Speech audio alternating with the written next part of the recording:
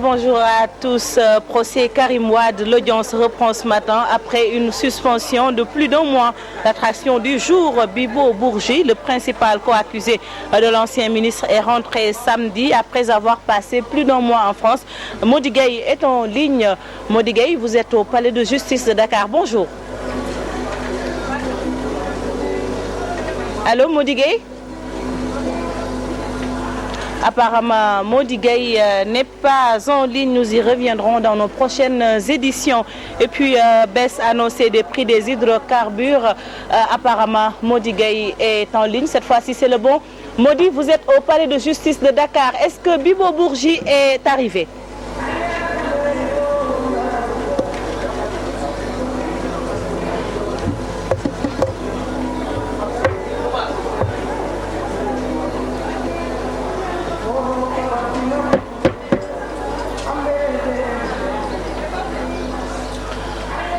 Nous n'avons pas le bon élément apparemment, nous avons des problèmes de réseau. La baisse annoncée des prix des hydrocarbures est désormais effective dans plusieurs stations de service, des stations de service qui ont baissé les prix, en tout cas dans d'autres lieux.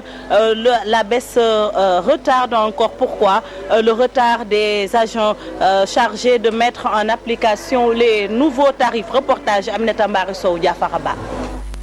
Depuis hier soir, la baisse du prix du gasoil et de l'essence est effective dans cette station. L'essence, on le vendait, c'est-à-dire avant la mesure appliquée par le ministre, on le vendait à 889 francs. Mais maintenant, on le vend à 795 francs. Pour le gasoil, avant la mesure, on l'appliquait à 792. Mais pour maintenant, on l'applique avec 690 francs. À deux stations, le même constat, les nouveaux tarifs sont appliqués. On a une différence, si on cumule les deux, on a une différence de 200 francs. C'est une très bonne nouvelle pour la population d'abord et pour aussi les clients. Et parce que diminuer le carburant, bon, donc ça va augmenter l'économie. On n'a pas besoin d'agents, c'est-à-dire vous venez ici nous perturber quoi. Parce qu'on respecte ces règles depuis hier. Dans ce lieu de vente, par contre, les responsables disent attendre l'arrivée des agents chargés de mettre en application les nouveaux prix. Mais dans tous les cas, les clients se réjouissent de ces nouveaux tarifs annoncés par le ministre de l'Énergie. Moi, je parle avec le pompiste parce qu'habituellement, pour le même montant, je me rends compte qu'aujourd'hui, j'ai 1 litre de plus par rapport au montant que je prenais avant, à peu près 1 litre, quoi. Donc, vraiment, c'est une grande joie, hein. Voilà. En tout cas, merci au ministre de l'Énergie et merci à M. Macky Sall. On nous signale que Mody Gueye est enfin en ligne. Bonjour Mody, vous êtes au palais de justice de Dakar. Bonjour Fatih, exactement ici au palais de justice de Dakar où l'audience de Karim Wade vient de reprendre à l'instant après une suspension de plus d'1 mois. L'audience reprend ce 22 décembre avec de nouvelles donnes, notamment le retour de Ibrahim Khalil Bourgi, excusez-moi. Il est assorti ce matin, il a porté un costume bleu assorti d'une chemise bleue. Après 1 mois qu'il s'est allé se soigner en France, beaucoup de spéculations et de polémiques entre les avocats et ceux de l'État. Pourquoi? Parce que Ibrahim Khalil Bourgi, de son vrai nom, est un élément essentiel dans ce dossier. Souvenez-vous, Fatih, Karim avait posé la présence de Ibrahim Khalil Bourgi comme condition sine qua non pour comprendre. Alors ces choses faites, ce matin, ils sont devant là-bas, Ibrahim Khalil Bourgi, Karim Meïssa Wade et Mpap Mamadou Pouy. Ils sont tous les trois devant le juge de la CREI. L'audition de Bibo avait été interrompue pour cause de maladie. Ceci, on se rappelle, il y a de cela plus de 2 mois. C'était l'audition des témoins qui avait démarré et nous sommes au 8e témoin aujourd'hui sur un total de 77 qui devront défiler devant la CREI. Cheikh Tidiane Mara, vous le savez, il a remplacé le procureur Alioune Ndao et c'est son baptême de feu, comme on a l'habitude de le dire dans ce procès qui a démarré depuis le 31 juillet fatigué. Merci Mody Gueye, vous suivez tout cela pour nous. Je vous le disais tantôt, baisse des prix des hydrocarbures est désormais effective. Eh bien, les ménages sont concernés. Le gaz butane, la bouteille de 6 kg est maintenant à 3 280 au lieu de 3 800. Les femmes approuvent mais exigent des mesures d'accompagnement. Reportage Salimata Oussek. Nouvelle de la baisse sur le prix du gaz butane bien accueilli par les ménages. Pour ces dames, le prix était trop trop élevé. Parce que gaz est cher, trop. Je suis très contente. La bonbonne de gaz était trop chère et elle ne dure qu'une semaine. Ce n'est pas facile de débourser chaque semaine 3800 francs. Vraiment, nous remercions le président Macky Sall. Cette baisse nous arrange. Maintenant, il faut juste veiller à ce que les boutiquiers appliquent la mesure.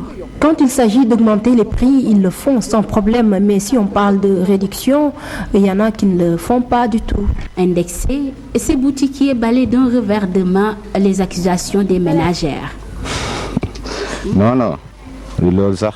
Non, la baisse doit être effective d'abord dans les dépôts. Les revendeurs doivent être avertis. Ils ne gagnent rien.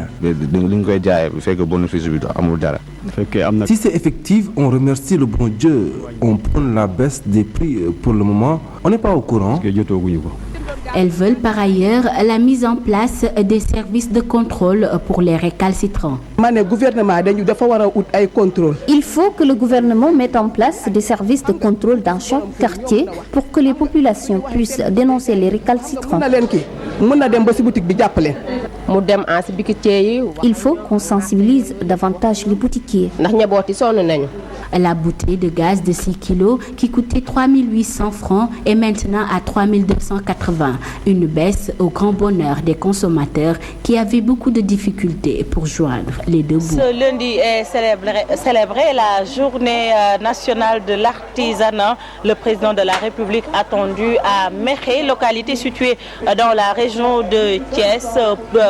Le témoignage à l'endroit des artisans selon Ibrahim Ndiaye, directeur de l'agence pour la promotion et le développement de l'artisanat. Ces propos sont recueillis par Lamine Diédhiou. Le président va recevoir les artisans à travers une journée de réflexion. Alors ce sera le moment de discuter autour du secteur de l'artisanat.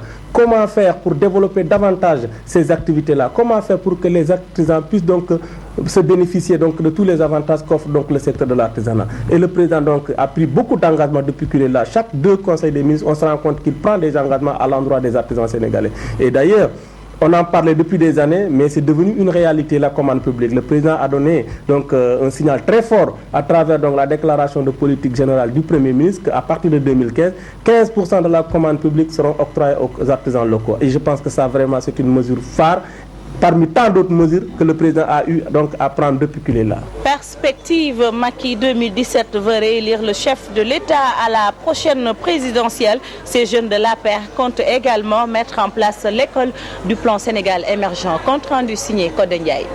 Réélire Macky Sall à la prochaine élection présidentielle, tel est l'objectif du mouvement Macky Perspective 2017.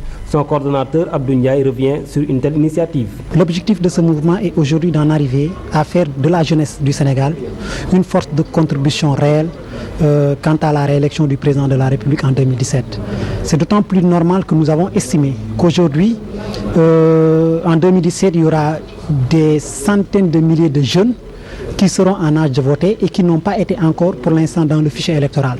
Je crois que notre travail consiste d'abord à identifier ces jeunes-là, à les recruter et à les mettre dans une dynamique de réélection du président de la République. Ces jeunes comptent s'approprier le plan Sénégal émergent, d'où la mise en place de l'école du PSE. Aujourd'hui, rien ne peut se faire sans le PSE. Toute la politique définie par le président de la République est consignée dans le plan Sénégal émergent. Donc, c'est toute la nécessité qu'il y a aujourd'hui à s'approprier ce plan-là et à pouvoir le partager avec les Sénégalais afin qu'ils en fassent leur propriété. Le ministre Seydou Gueye, l'un des panélistes de ce lancement, salue une telle initiative. Nous sommes dans le temps du partage des réalisations et de la vision du président de la République avec les populations. Donc toute occasion est bonne pour aller dans le fond des choses, dans le détail et exposer ce qui aujourd'hui constitue la perspective politique, économique et sociale de notre pays, qu'est le plan Sénégal émergent.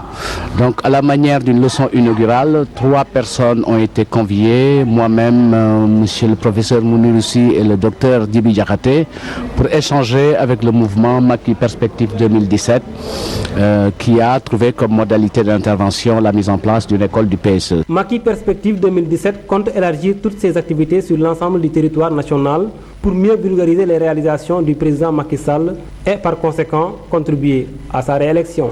Code Ndiaye, merci également de votre fidélité. Juste après, vous pouvez suivre votre émission Waref ici à la foire de Dakar. Merci de votre fidélité. Bonne suite des programmes sur la télé Futur Média. Au revoir.